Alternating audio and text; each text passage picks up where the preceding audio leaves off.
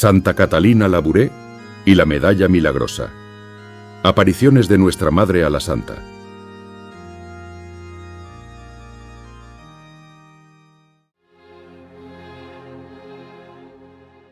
En los campos silenciosos y hondamente religiosos de la Borgoña rural, donde la vida transcurría al ritmo de las campanas y del laboreo de la tierra, quiso la providencia que naciera, el 2 de mayo de 1806, una niña destinada a ser dócil instrumento de los designios eternos. Era la aldea de Fain-les-Moutiers, humilde y recogida, de gentes sencillas cuyo mayor tesoro era la fe de sus mayores. Allí vino al mundo Catalina Zoé Labouré, hija de Pedro Labouré, labrador de recto corazón, y de una madre cuyo nombre la tradición recuerda envuelto en la virtud doméstica y la piedad sincera. Aquel mismo día fue inscrita en el registro civil, y al siguiente recibió las aguas bautismales en la iglesia parroquial, impartiéndoselas un sacerdote benedictino exclaustrado, quien le dio el nombre de Zoé, en recuerdo de la santa cuya festividad celebraba la iglesia aquel día. Desde la cuna, su vida estuvo entretejida de prueba y de gracia. Antes de cumplir los 9 años, la muerte vino a arrebatarle a su madre. Este golpe, que habría endurecido o desviado a un alma común, se convirtió para Catalina en escuela silenciosa de fortaleza y abandono. El duelo infantil que suele expresarse en llanto o rebeldía tomó en ella un cauce más alto. Buscó instintivamente una madre más perfecta. Por eso, poco después del entierro, la niña, según recoge la tradición familiar, se encaminó hacia la imagen de la Virgen que presidía la casa. Se alzó sobre una silla, abrazó la estatua y pronunció con voz temblorosa: «Ahora vos seréis mi madre». Aquella escena, tan sencilla y tan sublime, quedó grabada en la memoria de los suyos como presagio de una vida donde María habría de ocuparlo todo. Tras la muerte de la madre, Catalina y su hermana Tonina fueron enviadas por algún tiempo a casa de unos tíos. Pero el padre, hombre severo, aunque de corazón entrañable, sintió pronto el peso de aquella ausencia y reclamó a sus hijas, devolviéndolas al hogar donde debían templarse sus virtudes futuras. La infancia de Catalina fue la de una campesina pobre, entregada a las faenas domésticas. Sin embargo, ni la rusticidad del ambiente ni la ignorancia de letras, que la acompañaría hasta la juventud, pudieron oscurecer lo que Dios había sembrado en lo hondo: un espíritu sereno, una pureza sin tacha y una inteligencia sobrenatural para las cosas del cielo. No sabía leer, y por ello debió aprender las oraciones de memoria. Pero ya desde muy corta edad mostraba esa capacidad interior, tan propia de los predestinados, que permite entender lo divino con mejor hondura que muchos doctos. A los 12 años, recibió por fin su primera comunión, acontecimiento que marcó, según quienes la conocieron, un antes y un después en su alma. Desde aquella mañana bendita, en la que Cristo Eucarístico se convirtió en su fortaleza, comenzó a frecuentar con renovado fervor la iglesia parroquial. Podía vérsela, tras las tareas del campo, entrar en el templo todavía con el delantal puesto, para pasar allí largos ratos de silencio. Su modestia natural se convirtió entonces en costumbre consciente. Bajaba la vista, caminaba despacio, evitaba las conversaciones superfluas. Era, como dirían más tarde sus compañeras de comunidad, una niña seria, pero no triste, humilde, pero no encogida, sencilla, pero sin dejar de ser fuerte. La familia Labouré era numerosa, y muy pronto comenzó a entretejerse en ella la vida religiosa. Su hermana mayor, María Luisa, ingresó en la Compañía de las Hijas de la Caridad, fundada por San Vicente de Paúl. Aquel acontecimiento dejó una huella profunda en el corazón de Catalina. Desde el día en que vio partir a su hermana con el hábito azul y la cofia blanca, comenzó a sentir en lo profundo un eco semejante, como si la Virgen misma la llamase a servir a Cristo en los pobres. No reveló su anhelo, pues poseía un pudor espiritual que la hacía guardar en secreto los movimientos íntimos de la gracia. Pero su vida diaria se transformó.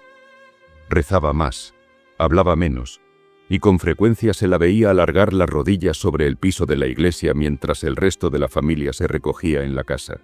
Su carácter, sin embargo, no era blando ni excesivamente místico.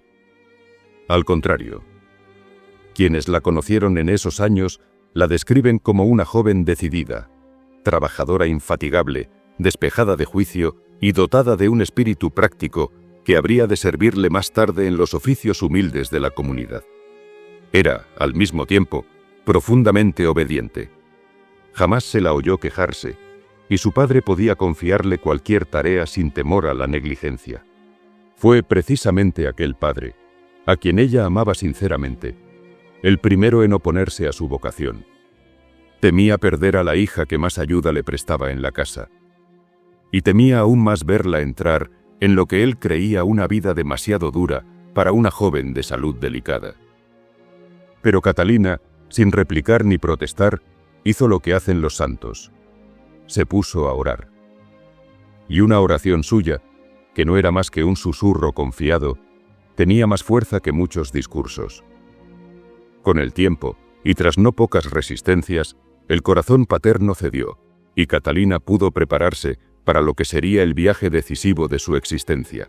Aquel viaje, ocurrido el 21 de abril de 1830, sería el comienzo visible de la gran misión para la que Dios la había moldeado desde la infancia. Entró Catalina en las Hijas de la Caridad el 21 de abril de 1830, cuando París vivía una atmósfera singularmente religiosa. La ciudad entera, todavía impregnada del recuerdo reciente de la Revolución y de los vaivenes políticos, se disponía a celebrar con extraordinaria solemnidad la traslación de las reliquias de San Vicente de Paúl. Era como si la providencia, moviendo los acontecimientos visibles, quisiera preparar el escenario oculto donde habría de manifestarse la predilección de María por aquella humilde novicia. Apenas llegó la joven a la casa madre de la calle Dubac, estalló en su alma una paz profunda, de esas que solo conocen los que han encontrado, de una vez para siempre, el lugar donde Dios los quiere. No habían transcurrido muchos días cuando comenzaron a manifestarse los primeros anuncios interiores, luces, movimientos del corazón, intuiciones que la llevaban a recogerse más hondamente en la oración. Fue en el marco de la novena a San Vicente, celebrada entre el 25 de abril y el 3 de mayo, cuando recibió las primeras señales extraordinarias. Durante las ceremonias, Catalina vio, con esa claridad que solo el cielo puede dar, el corazón del santo en tres formas distintas. Primero lo contempló blanco, símbolo de la paz que el Señor concedía a las almas fieles. Después rojo, anunciando la caridad ardiente que debía reinar en la compañía. Y por último, lo vio oscurecido, como impregnado de tristeza y preocupación por los males que pronto afligirían a Francia. Una voz interior, suave pero inconfundible, le dijo entonces que San Vicente estaba profundamente afligido por los grandes males que vendrían sobre la nación. Estos anuncios no la inquietaron. Los recibió como quien recibe noticias de un padre, con obediencia y humildad. Mas nada podía prepararla para lo que había de suceder la noche del 18 de julio de 1830, víspera de la fiesta de San Vicente. Ya en la tarde Catalina había sentido un impulso misterioso de recogerse, como si un presentimiento amable, casi infantil, le advirtiera que algo iba a ocurrir. Durmió poco. Entre las 11:30 y la medianoche, escuchó su nombre pronunciado con claridad: hermana Labouré. Al abrir los ojos, vio junto a su cama a un niño radiante, de unos 5 o 6 años, vestido con blancura celestial. Su rostro era tan bello, su mirada tan pura, que Catalina comprendió al punto que estaba ante su ángel custodio. «Ven», le dijo el niño, «la Santísima Virgen te espera». Catalina, sobrecogida, se vistió en silencio. El ángel caminaba delante de ella, iluminándolo todo con su presencia. Cuando descendieron por la escalera hacia la capilla, ella se sorprendió al ver que las puertas se abrían por sí mismas, como movidas por manos invisibles. La capilla estaba completamente iluminada, como en una celebración solemne, aunque eran altas horas de la noche y reinaba en la casa el más profundo silencio. El ángel la condujo hasta el presbiterio. Allí, junto al altar, Catalina percibió un suave roce, como el susurro de un manto. Levantó la vista y vio a la Santísima Virgen. María apareció sentada en un sillón, en actitud de majestad humilde, vestida con un manto blanco suavísimo. Su rostro irradiaba una bondad tan intensa que la novicia sintió desaparecer de golpe todo temor. Corrió hacia ella y, arrodillándose, reposó sus manos en las rodillas de la señora, como una niña que se acoge al regazo de la madre. Más tarde diría que jamás, ni en las horas de mayor dolor, había sentido tanta dulzura como aquella. Comenzó entonces un diálogo maternal, digno de los relatos más antiguos de la cristiandad. La Virgen le habló con voz suave, clara, melodiosa. «Hija mía», le dijo, «Dios quiere encomendarte una misión. Te costará trabajo, pero no temas. Recibirás gracias para sobrellevarlo todo. Habrá desgracias, habrá pena en Francia, la cruz será despreciada. Pero ven siempre a los pies de este altar. Aquí se derramarán gracias sobre todos los que las pidan con confianza». Catalina la escuchaba conmovida, sin perder un solo acento. La señora continuó: «Los tiempos serán malos para el mundo. Vendrán calamidades. Pero yo estaré con vosotras. Inmensa será mi protección». Aquella conversación duró más de 2 horas. La Virgen habló de la vida de la comunidad, de las pruebas venideras, del amor de su Hijo por los pobres y del papel que las hijas de la caridad debían desempeñar en tiempos de persecución. Cuando Catalina quiso preguntarle ciertas cosas, la señora la miró con ternura. «Yo estaré contigo, no temas. En los momentos de dificultad acude a mí». Finalmente, la aparición se desvaneció. El ángel escoltó a Catalina de regreso a su dormitorio, donde la joven se arrodilló, incapaz de dormir, con el corazón completamente transformado. Transcurrieron los meses hasta llegar al 27 de noviembre de 1830, día que quedaría inscrito para siempre en la historia de la piedad cristiana. Era la hora del atardecer, cuando las hermanas se reunían en la capilla para la oración. Catalina estaba absorta en su recogimiento, cuando de pronto oyó un murmullo, como si el manto del cielo descendiera silencioso sobre el altar. Levantó la vista y vio sobre el altar mayor a la Santísima Virgen de pie, vestida de blanco, con un velo que caía hasta sus pies. En su mano sostenía un globo de oro que representaba al mundo entero. Lo alzaba delicadamente hacia el cielo, como ofreciéndolo a Dios. En ese instante, de los anillos que adornaban sus dedos brotaban rayos luminosísimos que descendían hacia la tierra como torrentes de gracia. Catalina oyó dentro de su alma estas palabras: «Estos rayos son las gracias que derramo sobre las almas que me las piden». Al mismo tiempo, comprendió que algunos anillos no emitían luz. «Estos», explicó la Virgen, «son las gracias que los hombres se niegan a recibir». La figura comenzó luego a cambiar. El globo desapareció y las manos de María se extendieron en actitud de intercesión. Alrededor de ella apareció una forma ovalada, como un marco luminoso, donde se leía la súplica inmortal: «Oh María, sin pecado concebida, rogad por nosotros que recurrimos a vos». Después, la visión giró lentamente, como si una mano invisible mostrara a Catalina el reverso. Una M entrelazada con la cruz, y debajo, los corazones de Jesús y María, el primero rodeado de espinas, el segundo traspasado por una espada. La señora habló entonces con majestad dulce: «Haz que se acuñe una medalla según este modelo. Todos los que la lleven recibirán grandes gracias, especialmente si la lleven al cuello con confianza». Aquellas palabras, pronunciadas con autoridad divina, quedaron grabadas para siempre en el corazón de la novicia. Y así terminó la segunda gran aparición.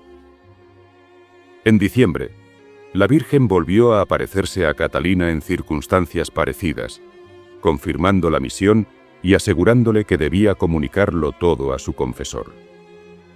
La joven, obediente como siempre, lo hizo con temor. El sacerdote, prudente, tomó nota. El tiempo revelaría que aquellas visiones estaban destinadas a transformar almas en todo el mundo. Apenas concluyeron las apariciones de noviembre y diciembre de 1830, comenzó para Catalina una de las pruebas más finas de su vida: la obediencia silenciosa. La Virgen había sido clara en su mandato. Debía comunicarlo todo a su confesor. Y Catalina lo hizo, no sin temblor, pues temía parecer ilusoria o engañada. Pero los santos no miden consecuencias. Obedecen, aunque el alma se les desgaje en el intento. El confesor, el padre Aladel, buen sacerdote pero hombre prudente hasta la reserva, escuchó aquellos relatos con atención, ciertamente sorprendido, mas sin apresurarse a emitir juicio alguno. Quiso, ante todo, evitar engaños y conservar la paz del espíritu. Por ello no tomó medidas inmediatas, limitándose a observar, a orar y a meditar si aquello venía realmente del cielo. Catalina sufrió en silencio esta demora. Sin queja, sin impaciencia, sin sombra de rebeldía, continuó su vida ordinaria, cumpliendo sus oficios humildes, barriendo, lavando, rezando, como si nada hubiese ocurrido. Nadie sospechaba que aquella novicia, de pasos silenciosos y mirada baja, llevaba en el alma un mandato de la Reina del Cielo. Pasaron los días, pasaron los meses, y el mandato seguía sin cumplirse. A comienzos de 1831, Francia se veía perturbada por el cólera, enfermedad terrible que recorría las calles de París dejando dolor y muerte a su paso. Las hijas de la caridad, presentes entre los pobres, veían la devastación de cerca, y el padre Aladel, conmovido por las necesidades de las almas, empezó a pensar que tal vez el mensaje de la joven novicia tenía una urgencia que él no debía postergar. No fue de golpe. Todavía tardó en persuadirse. Pero como Dios guía los corazones lentamente, el sacerdote comenzó a discernir la mano divina detrás de aquella petición repetida. Una medalla que debía difundirse entre los fieles como canal de gracias extraordinarias. Finalmente, en 1832, el padre Aladel decidió acudir al arzobispo de París, Monseñor de Quelen, para exponerle el caso. Le habló de las apariciones, de la joven desconocida a quien la Virgen se había manifestado, del mandato preciso y de las gracias prometidas. El arzobispo lo escuchó, reflexionó, y sin revelar el nombre de Catalina, que debía permanecer oculto, dio su consentimiento para la acuñación de la medalla. Así, aquel mismo año, fueron acuñadas las primeras 1500 medallas según el modelo exacto que la Virgen había mostrado. La figura de María sobre el globo, con los rayos de gracia saliendo de sus manos. La inscripción: «Oh María, sin pecado concebida, rogad por nosotros que recurrimos a vos». El reverso con la M entrelazada con la cruz y los dos corazones, el de Jesús coronado de espinas y el de María traspasado por la espada del dolor. Cuando Catalina sostuvo entre sus dedos la primera medalla recién acuñada, experimentó, según lo relata la tradición recogida por las hermanas, una alegría profunda y un estremecimiento de gratitud. No era vanidad, no era emoción humana, era la emoción de un alma que ve cumplido, al fin, un mandato del cielo. Las medallas comenzaron a distribuirse en París entre los enfermos del cólera. Lo que sucedió entonces superó toda previsión humana. Enfermos desahuciados recobraban la salud tras recibir la medalla con fe. Familias enteras, amenazadas por el contagio, quedaban libres del mal. Pecadores endurecidos se convertían de repente. Personas sumidas en la desesperación sentían renacer la confianza y la paz. Los testimonios eran tantos que el pueblo, testigo directo de aquellos prodigios, no tardó en darle un nombre: la medalla milagrosa. El término surgió espontáneo, sin campaña alguna, sin que nadie lo inventara, como si el cielo lo dictara sobre los labios del pueblo. En 1834, solo 2 años después de la primera acuñación, ya se habían distribuido más de 1 millón. En 1836, la cifra alcanzaba 8 millones únicamente en Francia, y para 1842 se estimaba que el número llegaba a 68 millones difundidos en el mundo entero. Impresionaba ver cómo aquella humilde medalla, nacida en silencio en el interior de un convento, se extendía como una llamarada de gracia hasta los rincones más remotos de Europa y América. Mientras la devoción crecía en proporciones inimaginables, Catalina seguía completamente oculta. Nadie sabía quién era la vidente. Las hermanas de su comunidad, los fieles, los sacerdotes que distribuían la medalla, todos ignoraban que la autora de aquella revolución espiritual era la misma joven que lavaba platos, cuidaba a ancianos y hacía remiendos en el silencio del convento. El padre Aladel cumplió al pie de la letra el deseo de Catalina: guardar su identidad en el más estricto secreto.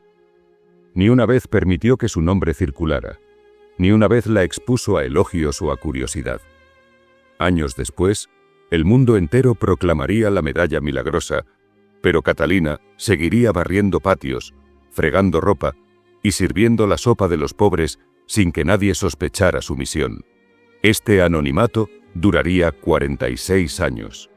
Y Catalina lo vivió con la sencillez de los santos que, después de haber visto el cielo, desean desaparecer de la tierra. Más admirable aún que las curaciones corporales, fueron las conversiones extraordinarias que comenzaron a multiplicarse de un extremo a otro de la ciudad. Pecadores empedernidos, hombres endurecidos por años de indiferencia o de pasiones, experimentaban, al recibir la medalla, una conmoción interior que los llevaba directamente al confesionario. Algunos lloraban sin saber la causa. Otros se arrodillaban sin que nadie los invitara. Otros pedían sin demora recibir los santos sacramentos después de tantos años de alejamiento. Había casos en que los moribundos, que antes rechazaban a los sacerdotes, los llamaban de pronto con insistencia. La sola presencia de la medalla parecía quebrar resistencias que llevaban décadas en pie. Para muchos sacerdotes, aquellos días fueron un verdadero renacimiento espiritual de la ciudad. Las familias que aceptaban la medalla con fe sencilla, como quien aprieta un rosario en la aflicción, notaban cómo la paz tornaba a sus hogares. En algunas casas donde el cólera había arrebatado ya a varios miembros, los que quedaban ilesos se refugiaban en la medalla y en la oración, y se veían preservados de manera casi milagrosa. Los relatos pasaban de casa en casa, y antes de terminar el año de 1834, ya eran más de 1 millón las medallas distribuidas en Francia. Hacia el año de 1842, cuando todavía se discutía en ciertos ambientes cultos si las apariciones de la calle Dubac debían considerarse fenómeno místico o simple imaginación de una novicia, ocurrió en Roma un acontecimiento destinado a sellar para siempre la autenticidad sobrenatural de la devoción. La conversión fulminante del judío Alfonso Ratisbona, uno de los milagros más sonados de aquel siglo, estremeció a Europa como trueno en cielo sereno.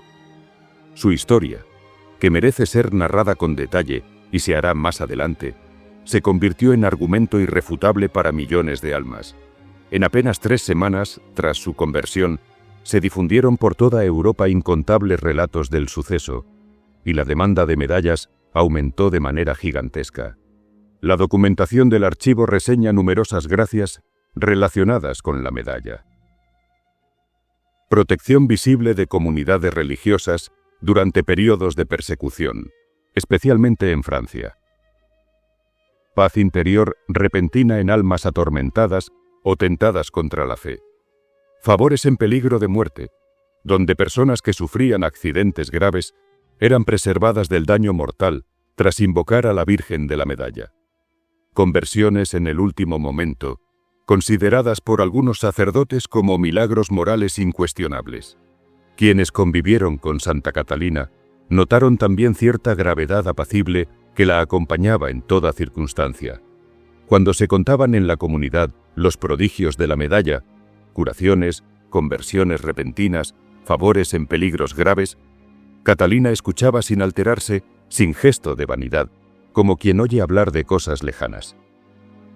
Mas, según testimonio de algunas hermanas, en ocasiones inclinaba la cabeza y murmuraba: «La Virgen es buena». Ninguna comprendía entonces la hondura con que pronunciaba tales palabras. Una de las hermanas declaró más tarde que Catalina parecía tener cierto conocimiento de las almas, como si adivinara su estado interior sin que le fuese explicado. En algunos casos, al acercarse a un anciano moribundo, sabía de antemano si pediría al sacerdote o si moriría en paz. No era presunción, sino sensibilidad espiritual, fruto de su silencio y de su unión constante con la Virgen. Ya hacia los últimos años de su vida, cuando comenzaron a difundirse rumores acerca de la identidad de la vidente de 1830, la discreción de Catalina se hizo aún más firme. Si alguna hermana mostraba curiosidad o preguntaba indiscretamente sobre las apariciones, Catalina respondía con serenidad: «La Virgen eligió a quien quiso, no es nuestro hablar», y mudaba de conversación con modestia perfecta. Los últimos años de la vida de Catalina Labouré fueron, como toda su existencia, un silencioso holocausto. Había servido durante largas décadas en el hospicio de Enghien, dedicada a los ancianos desvalidos, a la cocina, a las labores humildes y a aquellos oficios que nadie deseaba. Mas, llegada a edad avanzada, su cuerpo comenzó a resentirse del peso de tantos años de trabajo. Las rodillas le dolían y en su andar se advertía una fatiga suave que ella procuraba disimular con dignidad. Y con todo, no abandonaba sus tareas. Caminaba apoyándose levemente en los muebles, pero con la misma serenidad que la acompañó desde su juventud. Pocos días antes de su tránsito, anunció con sencillez que la Virgen vendría pronto por ella. Lo dijo sin solemnidad ni temor, como quien refiere un suceso natural. Tal afirmación sorprendió a algunas hermanas, pero ninguna osó preguntar más. Era simplemente la confidencia de un alma en gracia, segura de la protección maternal de María. Su muerte fue tan apacible, tan silenciosa, que quienes la acompañaban no pudieron señalar el instante exacto. Simplemente dejó de respirar, como lámpara que se extingue sin ruido, dejándose conducir a los brazos de la Virgen, cuya venida había anunciado. El cuerpo permaneció envuelto en una paz profunda. Parecía dormir. Su rostro, ligeramente inclinado, conservaba una dulzura singular. Varias hermanas declararon después que jamás habían visto un cadáver tan sereno. La noticia corrió pronto entre las hijas de la caridad, y muchas acudieron a rezar ante sus restos. Mas aún entonces, la mayoría ignoraba todavía que aquella hermana humilde, fallecida casi sin ser notada, había sido la vidente de las apariciones de 1830. Solo después de su muerte, cuando se reveló el secreto guardado por obediencia durante 46 años, comprendieron las religiosas la magnitud de la misión confiada a aquella campesina sencilla de Fenle-Moutier. No pocas lloraron al recordar su ejemplo, y muchas dieron testimonio de su modestia, paciencia y caridad, admirando cómo un alma tan escogida había vivido entre ellas sin dejar traslucir nada de lo que la Virgen le había encomendado. Su cuerpo, depositado en la pequeña capilla de la comunidad, comenzó pronto a despertar la devoción de los fieles, pero la verdadera gloria de Catalina no estaba en los homenajes humanos, sino en la humildad profunda con que vivió y murió. Su vida entera fue silencio, obediencia y servicio.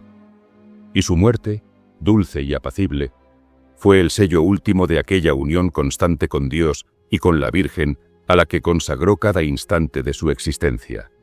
El nombre de Catalina Labouré, que en vida fue casi desconocido fuera de los muros del hospicio de Enghien, comenzó a abrirse paso en el seno de la Iglesia solo después de su muerte. Durante 46 años había guardado celosamente el secreto de las apariciones, mas, una vez revelado, apenas unas horas después de su tránsito, se despertó entre las hijas de la caridad y entre los fieles una veneración profunda hacia aquella alma sencilla a quien la Virgen había escogido para manifestar su maternal misericordia. Ya en los primeros años del siglo XX, la autoridad eclesiástica, atendiendo al clamor sereno de los fieles, inició los procesos informativos sobre su vida, virtudes y fama de santidad. Se examinó su existencia en todos sus aspectos: su infancia de piedad austera, su docilidad en el noviciado, la gravedad con que guardó el secreto de la Virgen, su caridad en el hospicio, su paciencia heroica en la enfermedad y la invariable modestia que conservó aun cuando los prodigios de la medalla se esparcían por el mundo. El juicio eclesiástico, siempre prudente y lento, avanzó con paso seguro. Las virtudes de Catalina se mostraron sólidas, constantes y, sobre todo, heroicas, conforme a las exigencias tradicionales de la Iglesia. El 14 de mayo de 1933, el Papa Pío XI la declaró beata, proponiéndola públicamente como modelo de vida religiosa y de fidelidad a la Virgen Santísima. Aquella beatificación, celebrada con recogida solemnidad, dio nuevo impulso a la devoción a la medalla milagrosa, pues millones de fieles comprendieron entonces que la humilde mensajera de María había sido verdaderamente una santa. Años después, la causa llegó a su término. Tras el estudio de los milagros presentados y el detenido examen de su vida, el 27 de julio de 1947, el Papa Pío XII la canonizó solemnemente, inscribiendo su nombre en el catálogo de los santos. Fue un acto de profundo significado para la Iglesia. La hija silenciosa de Borgoña, la hermana que nunca quiso figurar ni destacarse, era propuesta ahora como ejemplo universal de obediencia, sencillez y fidelidad absoluta a la gracia. En 1933, durante las investigaciones previas a la beatificación, se autorizó la exhumación de sus restos. Era necesario examinar el cuerpo conforme a la disciplina eclesiástica. Cuando los encargados retiraron la tierra y abrieron el ataúd, quedaron sobrecogidos. El cuerpo de Catalina estaba incorrupto. No presentaba huella alguna de corrupción pese a haber sido sepultado 57 años antes. Sus manos, su rostro, su figura entera conservaban una expresión de serenidad perfecta, como si hubiese fallecido la víspera. Aquel estado de conservación fue examinado con rigor, sin precipitaciones ni sentimentalismos. Se tomaron notas, se escucharon peritos, se levantaron actas. Todo confirmó el hecho. La sierva de Dios había sido preservada de la corrupción natural del cuerpo. Las hijas de la caridad, al contemplar aquel rostro apacible, reconocieron con emoción contenida la dulzura humilde que recordaban de sus días de servicio entre los enfermos. Su cuerpo fue trasladado, con profunda reverencia, a la capilla de la Casa Madre en la Rue du Bac, el mismo lugar donde había visto a la Virgen en 1830. Allí fue colocado en una urna visible, no para satisfacer la vana curiosidad de los hombres, sino para edificación de las almas. Y desde entonces, hasta nuestros días, los peregrinos pueden contemplar el cuerpo sereno de aquella santa que vivió oculta al mundo y que Dios quiso dejar, aun después de la muerte, como testimonio silencioso de su predilección. Sobre la conversión del judío, Alfonso de Ratisbona. Alfonso de Ratisbona vio la luz en 1814, en el seno de una familia israelita de la Alsacia, distinguida por su rango y por tradiciones de piedad antigua, que sin embargo, en aquella generación, empezaban a desvanecerse. Su niñez quedó marcada por la temprana muerte de su madre, que le dejó una herida silenciosa. Y más tarde, en 1825, la conversión de su hermano Teodoro, quien abrazó el cristianismo y llegó a ser sacerdote, produjo en su alma un violento rechazo hacia todo lo que oliese a fe cristiana. Desde entonces, guardó una prevención amarga hacia la Iglesia, como si temiera que la luz de Cristo pudiese penetrar el umbral de su razón. Educado en ambientes mundanos, entre lecturas filosóficas y amistades frívolas, Alfonso se entregó a los placeres de la vida y conservó, hasta edad madura, un ánimo helado hacia los misterios de la religión. Él mismo lo confesaría, muchos años después, en su carta del 12 de abril de 1842, donde afirma que, si hubiese de reducir toda su transformación interior a un solo nombre, diría tan solo el nombre de María. Pero entonces, antes del milagro, su corazón se hallaba lejos de esa ternura. La ocasión inmediata de su encuentro con la gracia no surgió de una búsqueda espiritual, sino de un simple viaje a Roma, emprendido sin más horizonte que el de la distracción. El joven israelita, incrédulo y burlón, contemplaba con altivez los signos de piedad que encontraba a su paso. Mas Dios conduce a los hombres por sendas insospechadas, y cuando quiere abatir el orgullo, prepara los caminos más humildes. En Roma le acompañaron algunos amigos, entre ellos el barón de Boussières y el señor de la Ferronés, hombres de fe sólida que, movidos por caridad, procuraron ofrecerle gestos discretos de apostolado. El barón, particularmente, veía en aquel joven incrédulo un alma que debía alcanzarse para Cristo, y no dejó de encomendarlo a la intercesión de la Virgen, obsequiándole incluso una medalla milagrosa, que Alfonso aceptó por simple cortesía, sin imaginar que aquel pequeño objeto sería instrumento de su caída en los brazos de Dios. El día señalado en la Providencia fue el 20 de enero de 1842. Alfonso salió a la calle con ánimo ligero, sin propósito alguno. Entró en la iglesia de San Andrés del Frate, casi por mera cortesía, acompañando al barón Boussières mientras éste realizaba unas diligencias. La iglesia, sencilla y silenciosa, no despertó en él interés alguno. Salió pronto y pasó el rato leyendo periódicos en un café cercano. Más tarde, aceptó un paseo en carruaje con su amigo. Al regresar, el barón pidió detenerse unos minutos en la misma iglesia para presenciar un oficio fúnebre. Alfonso accedió sin imaginar que ese gesto sería la puerta a lo sobrenatural. Apenas había puesto el pie en el templo cuando, de modo repentino y prodigioso, el mundo sensible pareció desvanecerse. La arquitectura desapareció de su vista, y en su lugar se abrió ante sus ojos una luz blanquísima, inmensa, y en medio de ella se manifestó la Santísima Virgen tal como aparece en la medalla milagrosa. Alfonso, incapaz de resistir aquella presencia, cayó de rodillas. Más tarde escribiría que no vio más que una sola cosa, pues todo lo demás había huido. La Madre de Dios se le presentó con el manto, la estatura, la actitud y los rayos luminosos que brotan de sus manos en la medalla acuñada 12 años antes, por inspiración de Catalina Labouré. El joven israelita sintió que se le desgarraba el corazón. En su interior brotó de golpe la comprensión súbita de verdades que jamás había estudiado. La grandeza del sacrificio de Cristo, la presencia real de Dios, el sentido profundo del dogma y la ley. Yo nada sabía de letra, diría, pero entreveía el espíritu de los dogmas, lo sentía más que entenderlo.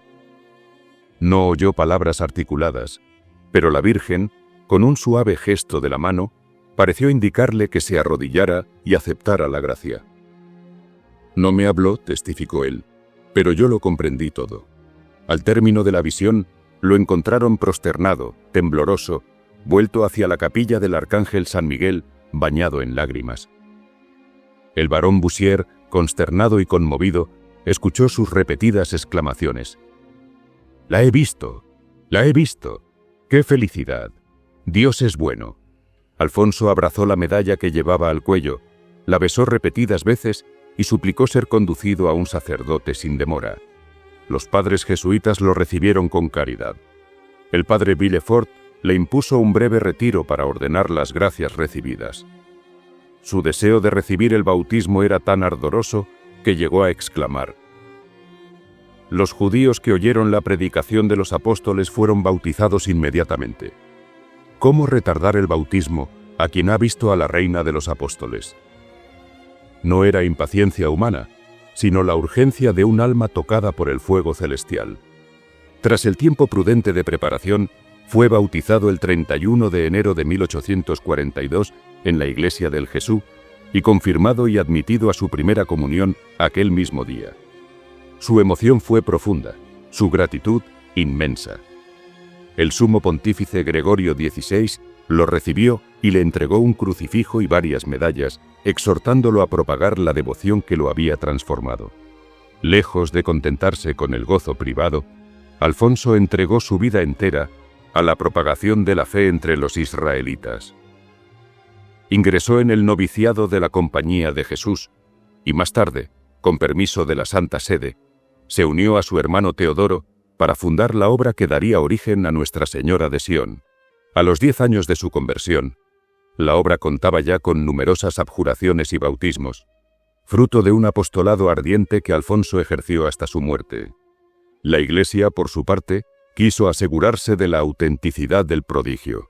El cardenal Patrizzi, por mandato expreso de Gregorio XVI, realizó una investigación canónica y el 3 de junio de 1842 declaró oficialmente que consta plenamente el verdadero e insigne milagro obrado por Dios por mediación de la bienaventurada Virgen María en la conversión instantánea y completa de María Alfonso Ratisbone del judaísmo. Con ello se evitaban dudas y se dejaba la puerta abierta a la edificación de los fieles. Oh María sin pecado concebida, rogad por nosotros que recurrimos a vos. Que esta súplica anime nuestra devoción a la Santísima Virgen, mediadora de todas las gracias. Y tengamos por cierto que la medalla es sacramental santo, no amuleto ni superstición. Llévese con fe recta y con ánimo de vivir como Dios lo quiere. Viva María, muera el pecado. Ave María purísima, sin pecado concebida.